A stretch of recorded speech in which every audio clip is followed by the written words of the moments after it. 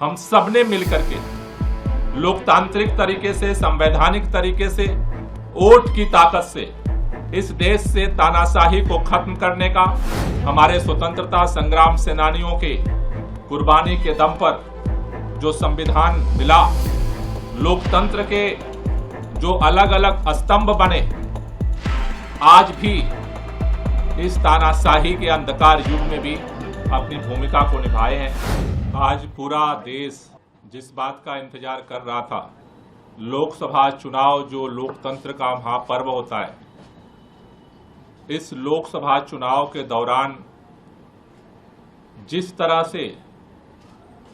3-3 बार के प्रचंड बहुमत से चुने हुए मुख्यमंत्री को लोकसभा चुनाव में प्रचार से केंद्र की भारतीय जनता पार्टी की मोदी सरकार ने वंचित किया था, आज सर्वोच्च न्यायालय ने इस देश से मोहब्बत करने वाले, संविधान से मोहब्बत करने वाले, लोकतंत्र से मोहब्बत करने वाले के दिलों में एक उम्मीद की किरण जगाई है। हम पूरे दिल्ली के लोगों की तरफ से, देश के संविधान प्रेमियों की तरफ से, पूरी पार्टी की तरफ से सर्वोच्च न्यायालय का धन्यवाद करना चाहते हैं कि उन्होंने इस तानाशाही के अंधकार युग में दिल्ली के मुख्यमंत्री अरविंद केजरीवाल को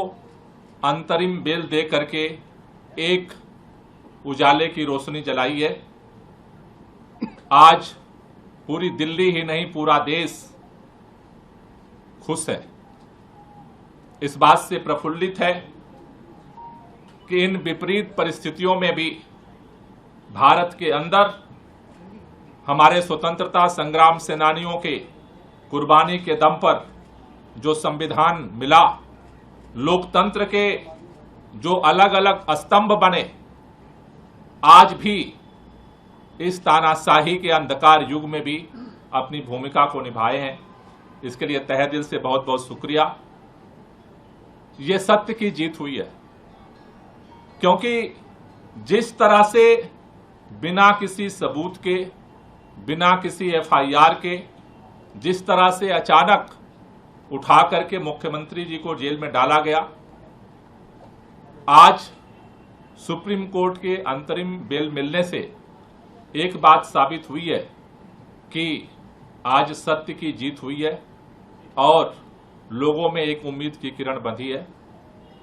मैं पूरे दिल्ली के लोगों से, देश के लोगों से एक ही बात कहना चाहता हूं कि जो इस देश के अंदर हम सब ने मिलकर के लोकतांत्रिक तरीके से, संवैधानिक तरीके से, वोट की ताकत से इस देश से तानाशाही को खत्म करने का, संविधान को बचाने का, लोकतंत्र को बचाने का जो अभियान चलाया है, अरविंद केजरीवाल जी के बाहर आने से ये और मजबूत होगा। पूरा देश मिलकर के इस लड़ाई को लड़ेगा और इस देश के अंदर लोकतंत्र को और संविधान को बचा करके इस देश को और मजबूत करेगा।